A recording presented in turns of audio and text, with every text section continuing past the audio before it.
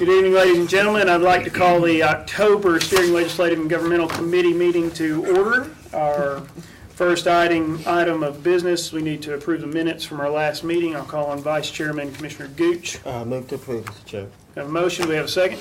Second. Motion and a second. All those in favor, please say aye. Aye. Any opposed? Motion passes. Next item, we need to announce 2 vacancies on the Correctional Work Center Board, being Robert Asbury and Francis Mosby. And next, we need to fill a vacancy on the Board of Zoning Appeals. I believe we have 1 applicant for that position, Mr. Zane Cantrell. As we typically do, even though we only have 1 appointment. Mr. Cantrell, would you like to address the committee and make any comments? Thank you for allowing me to come before you. I've been on the Board of Zoning Appeals, and I am your chair there at this particular time. And I guess with all of the changes that's coming down the road with the planning department that they're going to put on the BZA, I think you better have some veteran members on there, because you're going to really need it. And we do have a very good, very strong Board of Zoning Appeals at this time. As you may know, we're required to have at least 4 hours of training each year on Board of Zoning Appeal laws and requirements. And you all have spent a lot of resources on me, so as a county taxpayer, I think I need to give back to you also. So I would like to have at least 1 more term on the Board of Zoning Appeals. Mr. Chairman, I make a motion to approve it. Second. Motion and a second. Any other discussion? I'd like to say this. I know as a rural commissioner, I want to thank Mr. Cantrell for, I know when I go up there on a lot of occasions, and he shows respect to the citizens out there and to the commissioner and to the board, and I appreciate the job that you've done and through the years, so. All those in favor, please say aye. Aye. Any opposed? Motion passes. Thank you, Commissioners. Thank you.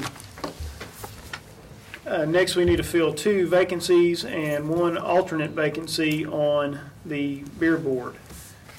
We have received 4 applications, all of which are for the beer board, none of which read, at least to my knowledge, read beer board alternate. So we can take the beer board applicants first, and then whoever is left, we can recommend to that alternate position. We've received applications from Mr. Anderson, Mr. Avery, Patsy Briley, and Mr. Nipper for the beer board. Mr. Anderson, are you here? Mr. Anderson here? Let's see him. Mr. Avery, would you like to address the committee? Gentlemen, most of you know me. I've been on the board for several years. We have made changes from a 3-day suspension to a 15-day suspension when they violate. This is my way of helping the community, as well as trying to keep the people who have beer permits from selling to minors. And I would appreciate your consideration. Thank you. Thank you, Mr. Avery. Patsy Briley. And Mr. Nipper. Thank you for giving me your time.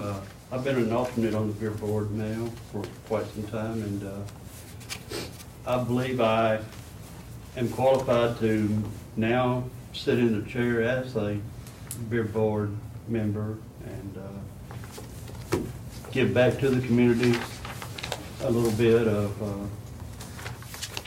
my time, and I'd appreciate if you would elect me to be on the board. Thank you.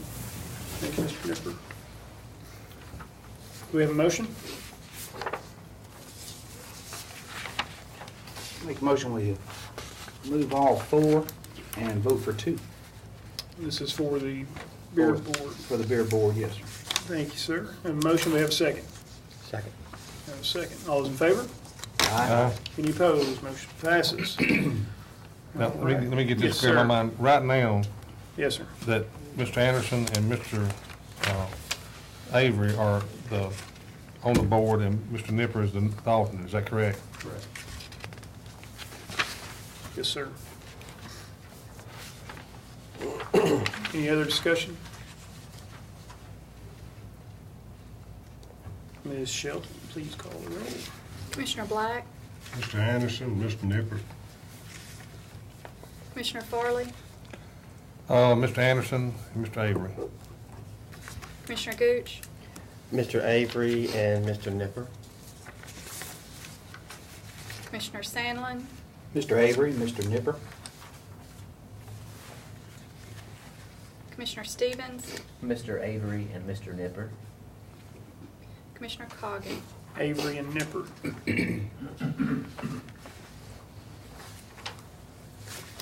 I have 2 for Anderson, 5 for Avery, and 5 for Nipper.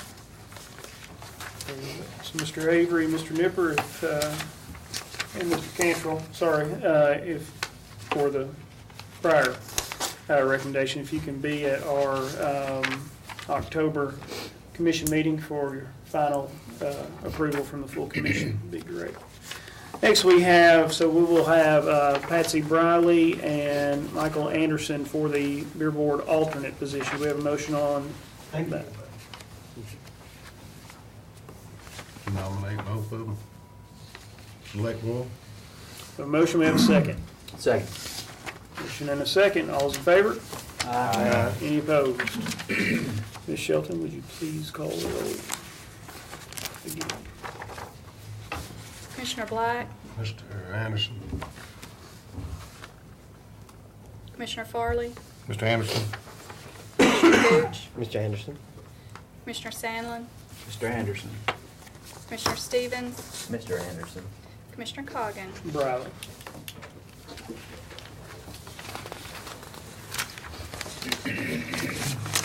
Next, we need to fill 2 county general employee vacancies on the insurance committee, effective date of 1/1/2012. I believe also we have received 4 applicants for these 2 positions. Elizabeth Grace, Virgil Gammon, Michael Jones, and Ed Phillips.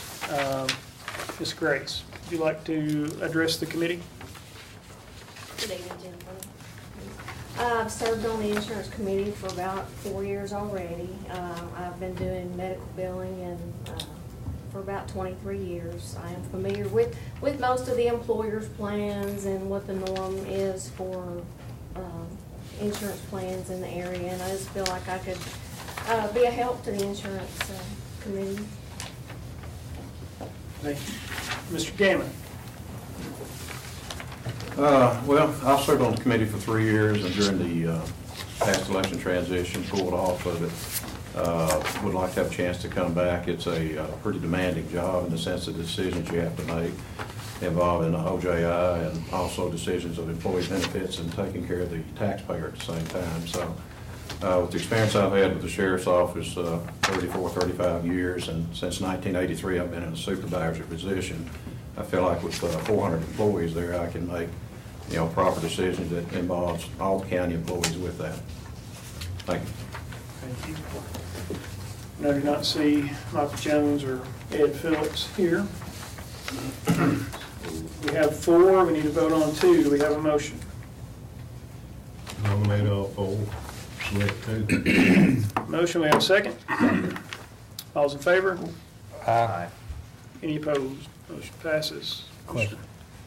Now, you work at the ambulance service, is that correct? Okay, then you're the sheriff's department? Okay. Right now, there's 2 people from the ambulance service on the insurance committee. Yes, Michael Jones and myself. And is there anybody from the sheriff's department? Joe Russell. Okay.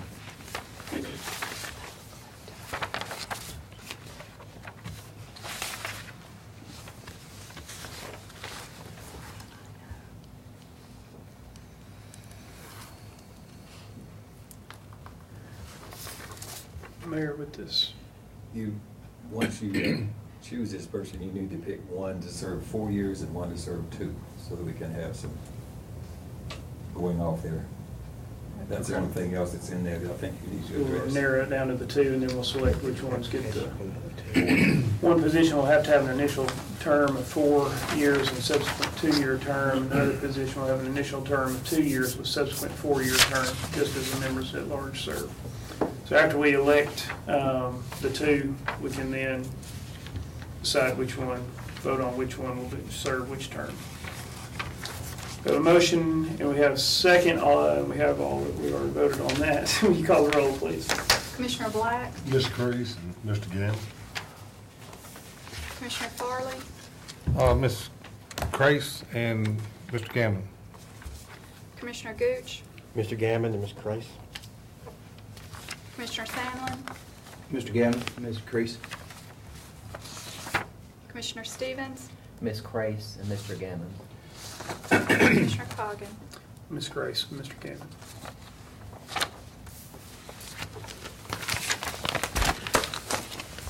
And if you all can be at our October commission meeting, we'll be voted on for your full approval. Now, Oh, 4 years versus 2. 4-year versus 2. I was getting there. Let's do the 4-year and subsequent 2-year term first. We have a motion or recommendation for one of those two to serve that 4-year term first. I'd like to ask them both the questions. Okay. How long have you been on there? You say 4 years? Yes, sir. Virgil, how long have you been on there? 3. You've been on there 3. Okay.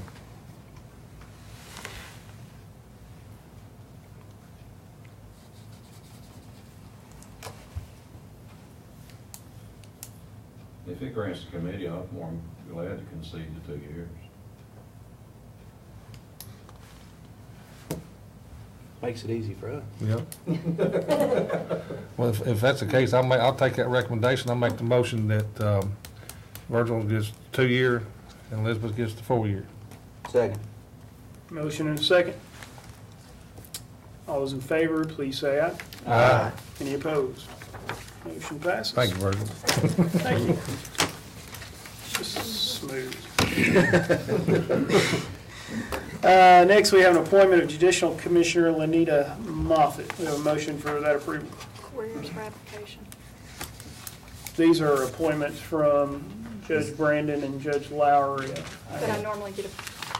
Here's a letter that I got out of the folder. I didn't know when. Okay.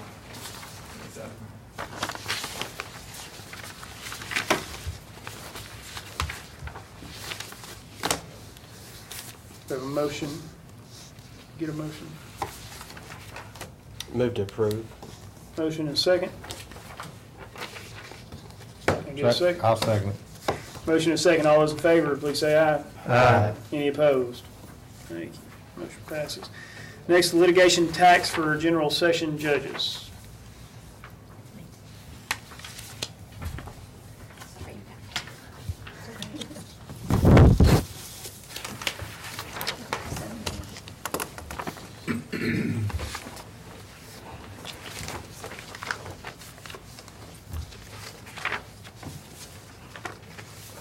Okay, thank you. The current charge that we have, that the commission adopted, was $9.35. And this is the litigation tax that pays for the judges, general sessions judges' salaries. By statutes, it's set at $6. The minimum is $6. But if we can prove that it costs more for us and we can justify that, then we as a county can adopt a higher rate. What I've given you 3 sheets. The last time that you did it was based on the 2009 fiscal year. The 2010, at that point, that was right after the election, or during the election. I didn't get the numbers to evaluate the 2010. But had we done the review in 2010, and I'm just, all the calculations to get you down to this point, the rate could be $10.53. Again, we have to do this every year because if the rate went down, you would have to adjust the rate down. So if we, based on the numbers in 2010, it could have been $10.53, middle page. I'm starting from the back. Is the 2011 fiscal year. Based on the activity in that year, the rate could be $10.19. So really, that's the most that you could adopt and change the resolution for $10.19. The very first page you have is using our budget for the increase in the judges' salaries for this current fiscal year, but using the activity of 2010 and doing that comparison would put a potential rate at $10.43. Just a, At $10, that rate is per, is it per case? It's only a $10.19 charge per case? right, right. And the way the calculation that we do is, of course, not everybody pays this because it gets taken off for whatever reason. But for those that pay, Who takes it off, the judge? I mean, if the court costs are removed. Thank you. It's all put on there, but the judges could waive an indigent Oh. person's case. I was gonna ask They do why would- sometimes, but Being then once they indigent. go on to probation, then it's probation's responsibility to collect it. Sometimes that, we don't collect 100%, so, but this is what we have to put on as the base fee. And we try to collect every bit of it we can. Right. We won't collect all of it. So you need a motion for the you adjustment wish of to $4.43. Mhm. Mr. Chairman, I so move. Motion, do we have a second? Second. Any other discussion? I hate we Well, can't let me make it ask you, more. well, okay. Commissioner Stevens? Oh, I was going to say that because I'm filing cases and using the court system, I'm going to abstain from the vote. Is this effective 1/1/2012? Or is it effective immediately? Well, Oh. where I was going to go with this is that we're at 1019, 1043 as an estimate for the current year. What I was going to recommend is you go up $1 and go from 935 to 1035. Give a little bit of room in case it could go down, like it did in the example she just showed you. You want me This to- 443 is, That is, That's- see, this is all estimate. This is a estimate based on the salary and estimate on the number of cases. so you're asking for 8 cents less than this 1043. Because this is just an estimate. You're just being conservative on your amount. So you don't want to keep it 443. But we don't want to be caught in the position of overcharging this. Right. And not be able to justify it, so we want I'm a little sorry. margin of error. I'll reduce that 8 cents then, Mr. Chairman, Madam Secretary, to 1035. 1035. Reduce that 8 cents. Who all, what all judges are paid from this?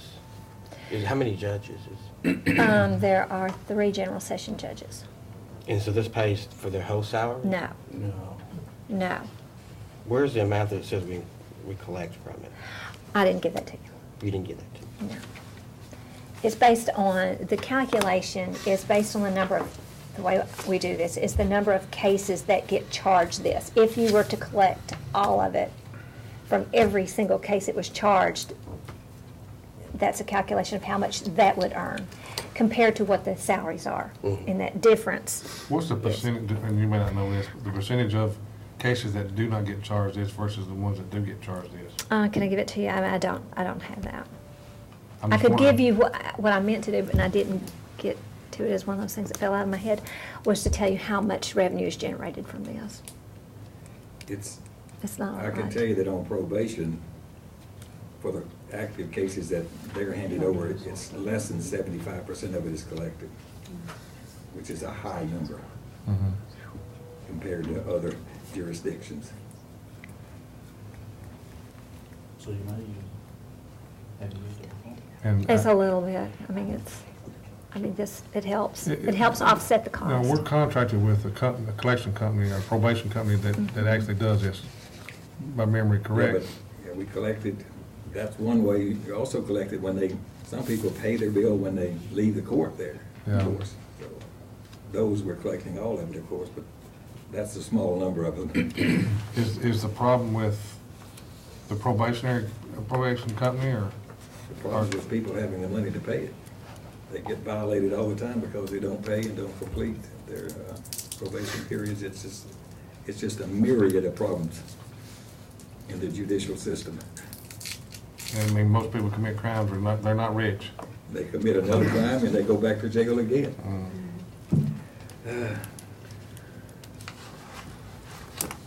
When did you say this was going to be effective? Upon passing. Okay. Well, let's give it a couple months so we can get the courts to implement it, probably They can January. turn, they can turn the switch on any month. I say November the 1st if y'all approve it. November 1. And that was okay to amend that Yeah. motion with Commissioner Farley. We have a motion, we have a second. Any other discussion? Any other questions? Would you call it? I'll be happy to. Let's just call the roll to be safe. Y'all corrected my motion to 4:35. 10:35. 10:35, excuse me. Commissioner Black, Yes. Commissioner Farley. Yes. Commissioner Gooch, Yes. Commissioner Sandlin, Aye. Commissioner Stevens, Abstain. Commissioner Coggin. Yes. Thank you, Ms. Nolan. Next, we have a request to name a bridge the Lance Corporal Justin Kyle Luter Memorial Bridge. Commissioner Farley. Commissioners, if you'll indulge me here a little bit, what happened was this young man gave his life defending our country. He actually lives in my district. I've spoken to his mother, and they would like for a bridge out on Highway 99 that's crossing the interstate to be named after her son, and I am most graciously willing to present this tonight for this young man. If you don't mind, I'd like to read this. It tells a little bit about him. Whereas Lance Corporal Justin Kyle Luter was born and raised in Rutherford County, attending Rockvale and Christiana Elementary Schools, Christiana Middle School, and Riverdale High School before transferring to Holloway High School, where he graduated a year early. And whereas Lance Corporal Justin Kyle Luter joined the Marine Corps at the age of 17, being promoted to Lance Corporal within 1 year. And whereas Lance Corporal Justin Kyle Luter was assigned as a rifleman to the 2nd Battalion, 1st Marine Regiment, 1st Marine Division, Marine Expeditionary Force, and whereas Lance Corporal Justin Kyle Luter had served 1 tour of duty in Iraq and was to begin training for a tour in Afghanistan when the car he was driving was struck by a military Humvee in North County base on November the 4th, 2009. And whereas Lance Corporal Justin Kyle Luter is buried in Evergreen Cemetery in Murfreesboro, Tennessee, and whereas Lance Corporal Justin Kyle Luter personal service awards include the National Defense Service Medal, Iraqi Campaign Medal, Global War on Terrorism Service Medal, and Sea Service Deployment Ribbon. Now therefore be it resolved that the Rutherford County Board of Commissioners recommend the bridge on New Salem Highway across I-24 be named the Lance Corporal Justin Kyle Luter Bridge, and this resolution be forwarded to the appropriate state agency for consideration on this act. And I make a motion that we approve this and send it on. Second. Motion and a second. Any discussion? All those in favor, please say aye. Aye. Any opposed? Motion passes. Then next, we need to talk about the annual leave policy referred to us from Public Safety on their 9/26 meeting. Ms. Stevenson, Mayor, whoever. Lisa. You get these out, Lisa, because y'all need to get next to each other. All right.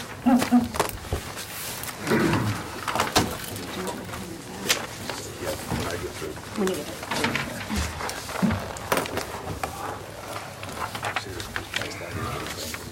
Cold.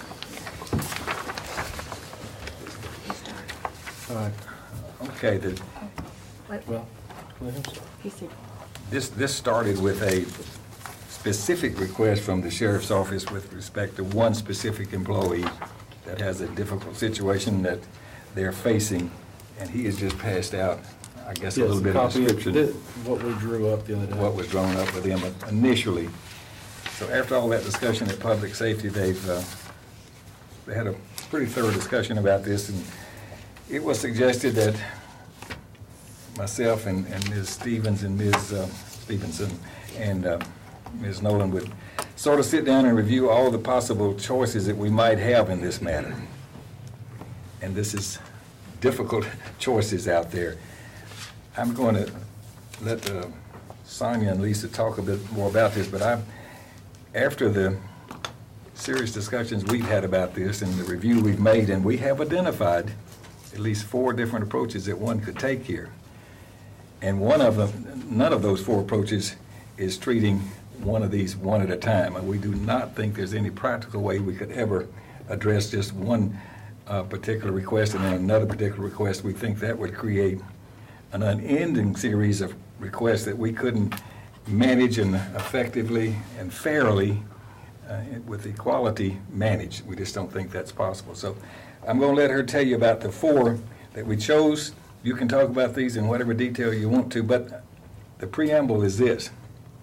After all of this review that we made, we cannot come up with a single thing that we think we should and can, at least the group of 3 of us, don't have anything that we would like to recommend or even suggest that we could recommend that you do. The bottom line is we think we are not in a position to make any changes to the current practices. I'm just going to point out a couple of things, and they're going to give you some numbers that are pretty much overwhelming. But those numbers that they have, if you choose to look at those, only apply to county general. And you know, if we adopt something for county general, that it's going to have to be available to the school board, the highway department, and the numbers would be staggering if we added all of us together, and which we'd have to do that, I think, just to be fair and equitable for all of our employees. And the second thing I want to point out, anytime you pay out annual leave without them taking off the time, it's extra money. It's every penny of that is additional money that has to come from another source that is not in the budget. That's just the way it works. And we don't have the ability right now, if we were to put this in place for a general approach, we just don't have the huge dollars this would take to make that happen. So I'm just saying all that to say that we just don't think there's any practical way that we can really address this, just being straight up and honest. It's not that we don't want to help people that need help, but it's just not a feasible, equitable way to make that happen, we don't think. So Sonia, you can tell them sort of in a general way the 4 things that we sort of considered, and they can choose to ask you any questions they want to, I suppose.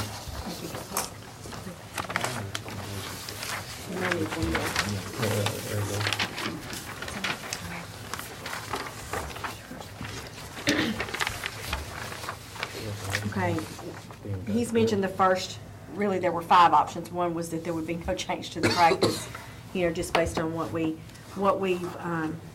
reviewed and looked at other entities and also looked at, from a financial standpoint, the things.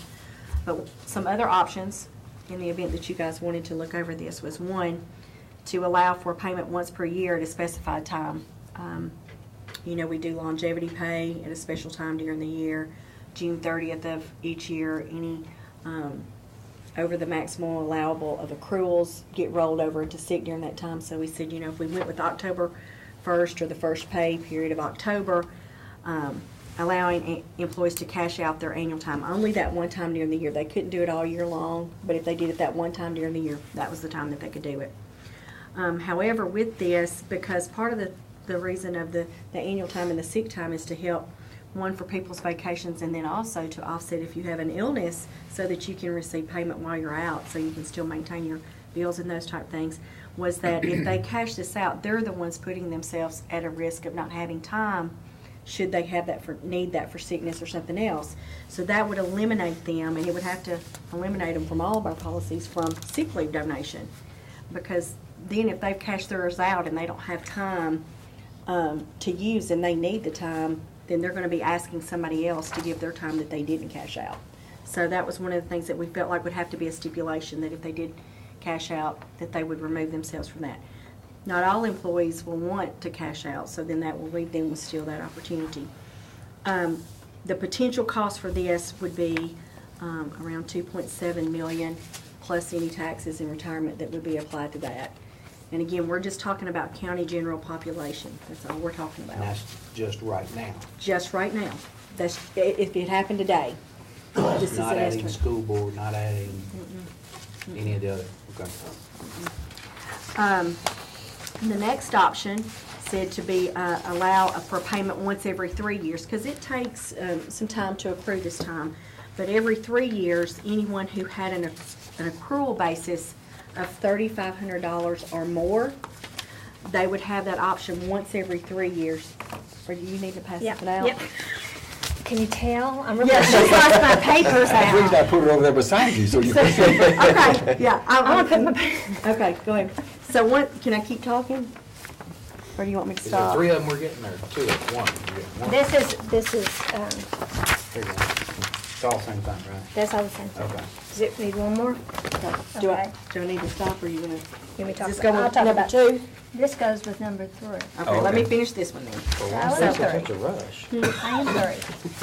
Well, I was Okay, go setting ahead. you up there. So, Well, can you get in the middle? So once every 3 years, anybody that had an accrual amount of $3,500 or more, once every 3 years could cash out up to $3,500. So that it wouldn't be a lot of extra burden on the finance department or whatever amount we determine. It could be $2,000, it could be $4,000. But it would be that once every 3 years, and that would be the minimum and the maximum. And let me stop her right there just a moment. Okay. If this approach here, you've gone completely away from this so-called emergency kind of needs and requests. They are only limited, they can only do this once every 3 years in this proposal, okay? And for me, the proposal for this, it took out the dire need, because for me, that was a hard thing to quantify. What is dire? Because what is dire to me might not necessarily be dire to you, but yet I'm still thinking it's dire. So for me, that's why number 3, it just took out the emotional part of it, and as if you met these requirements, you know, you had to leave and you one that's every 3 years and you cash out, then that's what it is. I hate to ask this question, but is any other city or county doing this? No. In the state of Tennessee? Not that I could find. Does number 2 take out that option too? It's just it's an annual, it's still, it's not an instantaneous kind of thing, Right. that's true. But the first one would be the set same time every year. So it'd be the first pay, you know, if we did the first pay period of October. The second one would be any time once every 3 years. So I might have a dire need in January, Lisa might have a dire need in November. But then, you know, so that does allow for whatever your dire need is at whatever time, but it's once every, and chances are if you cash out $3,500, you're not gonna have enough money in there to do it more than once every 3 years, most of the times, not all times, but most of the times. But do they both require dire need? No, there's no need. The first one doesn't. No need of Number indefinite 2 or either 3 one. don't require. Neither two. Neither two, Because it would be too hard for a committee to determine, like she said, what is dire need. And if we thought about it from a medical perspective, we said, okay, if somebody had a medical necessity for it, that might be a dire need. But one person's medical necessity of, I need a knee replacement versus the person who has cancer, how do we determine which is dire? This way it didn't put stress on the committee that was approving these to determine whose need was greater than the others. I guess because it was, okay. So anyway, I was trying to figure out how much would this cost, and then another question is, you know, instance if it was 3,500, that's the magic number. If it's 3,200, is that the magic number? It's still about 2.6 million that we would need it would have a possible budgetary impact, and understand that not everybody may choose to do this. But I was just trying to say, what would the cost be? And the $3,500 is just an arbitrary number. I mean, that's a number that we thought, you know, this particular situation might require, but that number could be any number one would choose, 2,500, 5,000, or whatever, could be a cap. But we just calculated the cost or the expense for us to do it based on the 3,500. And this is not to be confused with comp time. This is strictly the sick. Oh, the No, annual. strictly Annual Strict and vacation. annual and holiday. That's what I asked. Annual and That's right. holiday. Annual Yeah, holiday. annual and holiday. Annual and holiday. But it's not sick time. Not sick. No sick time, no. Can't cash out sick. Can What I- I've got, now that they've all got to speak, what I've got is I've got an employee that is gonna lose his house on October 14th, who has maxed out his vacation time and has saved all his holiday time this year. He has come up to where they're gonna foreclose on his house. He asked, hey, I've got time here, can I buy it back? I called Lisa. Lisa said she'd had this problem in the past with another county employee, and, you know, wish we could help, but we can't. There's no need, there's no way to do it. I'd have to come to the commission to get help. So this is what I'm doing. I've got an employee that's gonna lose his house, and we're trying to raise the money. We're trying to raise $3,000 to stop this, but we're also trying, and it may be where we only need, if this gets approved and the money we raise, maybe $1,000, just sell back $1,000 worth of vacation time. Or it could even be less. I don't know. We're trying to raise the money, but we're trying to also help this employee keep his house. The committee earlier recommended this to come through, wanted us four to get together. This is new to me. Us four didn't get together. They got together, so I'd never seen this. As far as I knew, we were still kind of dealing off the resolution. But we've got an employee there, and I've actually learned of several other employees that are having other, not dire needs, but have gotten on food stamps and have gotten other medical emergencies and stuff like that lately, where they just, you know, they can't keep up. Everything's going up except their salaries. And, you know, I understand that there's other people out here without jobs, but if somebody's got this stuff in their bank, I can fire him tomorrow and I can get his money and I can hire him back next week. And if I need to do that, then that's what we do. But this was trying to just go straight at the bush and take care of it, you know. I don't know how to explain it other than that. Is we're just trying to come to y'all and say, hey, this guy needs help, and, you know, can we help him? I understood we had to go and take it to the full commission, but it's got to go through the steps, and we're trying to get it there before the close of the 14th or 15th, the day after the next full county commission meeting. I know we're cutting it close and trying to, you know, get this through and talking to y'all and trying to push it on through, but, you know, that's just the way that it is. I went to the bank and talked to the bank president, trying to buy a day just to give us another extra day in there. The bank said no, that they weren't doing that for anybody. They'd set a time and a date, and it was going to be sold at that time and date. So basically, I'm begging y'all. This man needs some help, and we're trying to do everything we can to help. But And he's right. I mean, this is not the first case, but we have no authority to pay out. So to have authority, we need something from the commission adopted that becomes part of our personnel handbook, which is what got difficult trying to craft something. And I did call, I did check with one of the issues that was raised and one of the concerns from an HR perspective that I was looking at. Under the Fair Labor Standards Act, you know, everybody's paid on a 52-week cycle.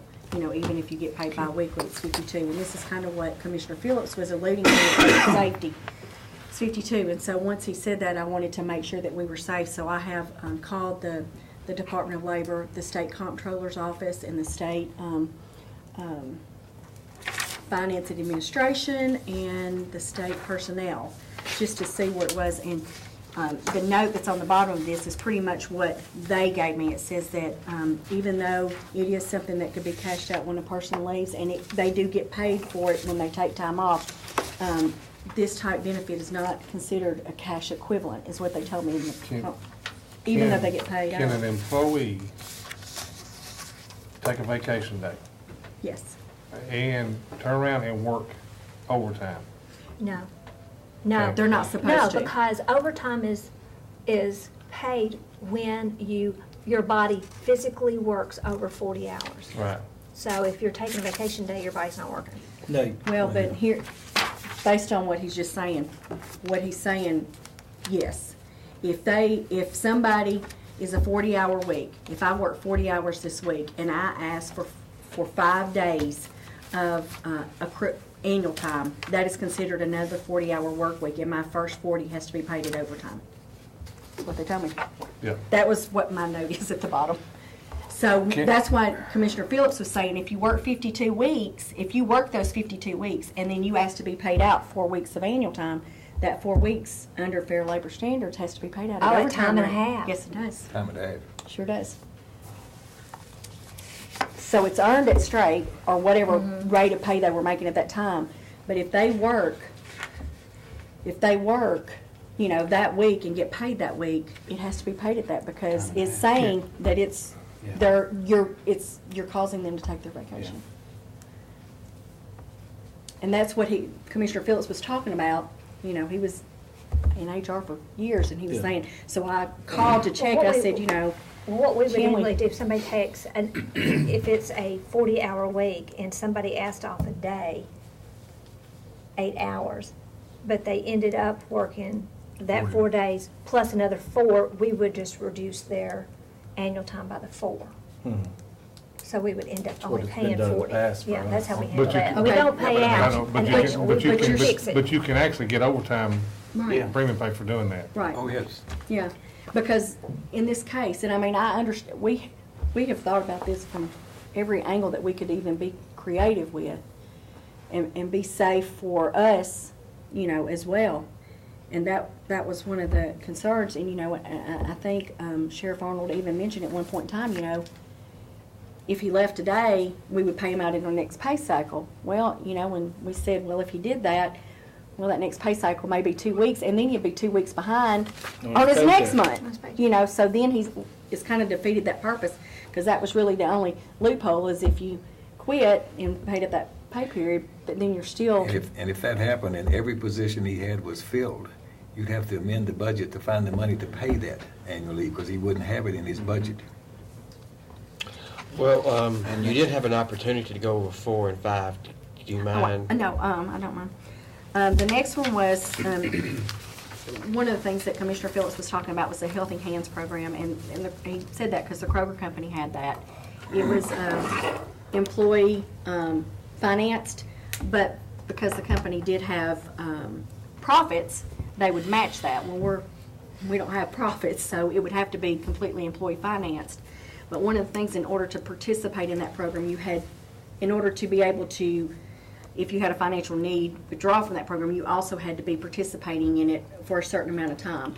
And that's what the next one was. If we came up with a program, and then the department head of that department set in with whatever the committee, you know, whoever the committee was, and says, well, this employee has a need. But the thing is you have to come up with how much does each employee have to donate every month in order to participate, and at what point is there a cutoff? And that, you know, we didn't feel comfortable coming up with that, but we felt like you had to have a base point, because say we started it next month and somebody donated and then something tragic happened to them and they needed it, we would have to have money in there to offset it for whatever parameters we set up. So that was number 4. So we felt like at least we'd have to have $10,000 in the pool to get it started.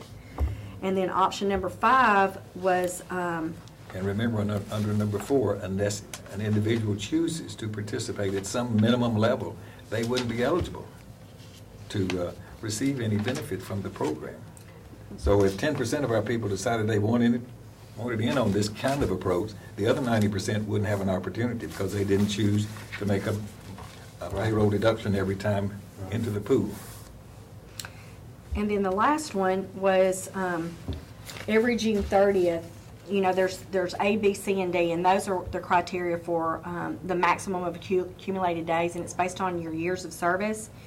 And so on June 30th, say I was in the 1 to 5 year range. If I have 40 days in my annual saved up, they take you back to 30 days. So they take you back to 30, and then 10 rolls into your sick. You don't lose them, but it goes towards your sick, and then if you don't use those, it goes towards your retirement. So we said, well, what if we let them cash out anything over their maximum accumulated days once a year? And this is really, they have to do this manually right now based on the system we have, and the best guess was that there were 1,449 days rolled over last year. And then if you just did a average salary, you know, some of the salaries would be higher and lower, but if we just did a average salary, we've got on here 2 million, but I think it was between 500,000 and $1 million for that one. Did you do that one? Yeah, I did. That one. I did that one. Let me ask you a question here, and correct me if I'm wrong. If they were to raise X amount of dollars to the employees out there, and if the supervisor were to give a 2-week vacation, and I'm going back to where I was headed while I was talking about a while ago, and then this person worked overtime, from what I understood a while ago, you're saying from the Fair Labor Standard Act, that is legal. As long as you paid them in overtime. Well, I mean, when you pay the annual leave out, it would have to be paid as if it were overtime, time and a half. Right. But Yeah, their annual would be paid at straight time, their hours work would be at time and a half. Okay. This employee would be utilizing their vacation time and still be, In essence, what you're, if we did that, going back to that 3,200, 3,500, we could pay that out, but any hours that they work during that pay period is at time and a half. Half, correct. However many hours we paid out to get that employee what they needed, I'm just gonna, just for kicks, say that it was, he needed $2,000 and he made $20 an hour, so it's 10 hours. 10 hours. So if there was 10 hours, say one 10-hour shift was all he needed, that next 10-hour shift would have to be paid overtime in order to offset that, because it would have been the maximum allowed hours for work. Does that make sense? Did I say that right? But if we're gonna, those numbers that I quoted up there early on, if we gotta pay that as overtime, those numbers are understated. Yeah, but If you- The potential of this. Because you got another half. Because they didn't compute in the overtime on this up here at the top. If we were to make this a universal policy, it's 1.5 times that. So we're still, Potentially that much. we're still in the same liability amount. Yeah. And it's not in the budget. None of it is. What it's time, regular time or time and a half. And our only thing that scared us about, about doing just a one-time thing is we just really don't, who's to say, okay, we did it this one-time thing, but, if I'm the person that comes to you next, You open up the door. Yeah. No, I agree with that. Yeah, I do, yeah, because it's there's been just that some we've other gotta- employees, and I've learned some other things by doing this, of This. other employees there at the department that are Struggling, that are yeah. having some very hard times. I mean, the reason why this went dear to my heart was because I remember before the election and all that, I about lost my house. So I kind of, when he came to me, and it took a lot to get a man to come to you and say, hey, I'm losing my house and I need help. And so I went with him to the bank, and I'm championing this cause. I mean, I know it's hard for y'all, it's hard for all of us, but I'm just trying to find some relief. Well, I mean, we feel the same way, and that's, and we don't want to open up the county to liability, but we don't want this employee to lose their house, and I know we all feel that same way. but whatever we do has to be consistently applied. Yeah. Well, I'm gonna add my 2 cents. I think we're circumventing our procedures and policy by any employee taking their vacation time. When you don't take your vacation time, you're not recharging the battery, so to speak. You're not revamping yourself and being with your family or whatever, and then coming back to work and, you got a fresh new look. It's like after a good night's sleep, you're ready to come to work the next day. But if you don't have that, then you're not, and you just keep getting behind and behind and behind. And I think it's set up for, morale and your personal inner being as well as your family and everything to actually take that week or 2 weeks or whatever off. And a lot of companies and corporations make you do it. They don't set aside any way, you've got to do it. And that's the reason why, is because they got to have, good motivated employees to come and work for you. So I think we're circumventing what we're trying to do by doing this, and plus it opens up a gate, because man, I'd hate to be on this committee if we so chose to do that. I could not be on that committee. I couldn't ask anybody else to be on that committee, because everybody that comes to you is going to have a need. They're going to have they're going to need that extra money, whatever it is. And hey, I could use some extra money. I'm not on I'm not on limited income. Some people say they're on a limited income. I wished I was on a limited income. The business I'm in has gone, really bad. So my heart goes out to this person, whoever they are, and any employee, anybody that works for the county that's struggling. Heck, I'm struggling, and we're all in the same boat. If we can help in another direction, I don't think we can open up this gate right here, though. I really don't. I don't see the answer in this right here. I mean, there may be a plan out there that I don't know about. And if you have anybody on this committee or budget or somebody or a full commission has got a plan or got an idea that can work, maybe we do that. But when you're talking about what we're having to do, if we do it this route, I don't see the answer in that. So, I mean, with that said, I don't want to rush anything, but I make a motion, or really not even a motion. I just suggest we keep it the same. I don't think we need a motion here. Just keep our policy what it is today.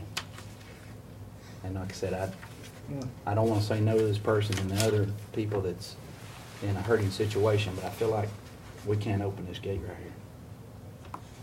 Don't hurt to try. Absolutely, and I appreciate you trying. I mean. Well, I commend you for being the supervisor and trying. Yeah. You know. Your hearts went out in the right direction. We'll figure out somewhere. We'll get it taken care of. I don't think what you said earlier is the answer neither. You don't fire them and then bring them back next week. I mean, I don't think you can do that. If we were gonna do that, we'd have already done it. Okay. All right, well, I didn't hear that. I don't. Well, no, that's what I Yeah. talked to them about, that's the only other way around the bush, and so if we're gonna do that, we'd already done it. And he has been very open. He has wanted to do this the right way. Yeah. And I mean, takes a lot to stand up for your employees, and I appreciate that, being from an HR perspective, And in my office, I think if hired him on Friday and brought him back on Monday, we wouldn't do it because he was back on. So he would have to have some time off, and that would be That's detrimental too. back in the same Back boat in he the was same in. situation. Or worse. Or worse, probably. Yeah. That's why we didn't do it, because I talked to her quite a bit about it. Try to figure it Trying out. to figure a way. Commissioner, you want to put that in the form of a motion for clarity's If sake? If we need, do we need a motion? Yeah, it's just make a Just to motion to clear? leave the annual leave policy as is. So moved. Motion, we have a second. Second. Any other discussion? All those in favor, please say aye. Aye. Any opposed? Motion passes. Thank y'all. Sheriff. Sorry. Any other business? Any other business? Seeing none here, motion to adjourn, So moved. and a second. Second. Can I have a copy of what you did?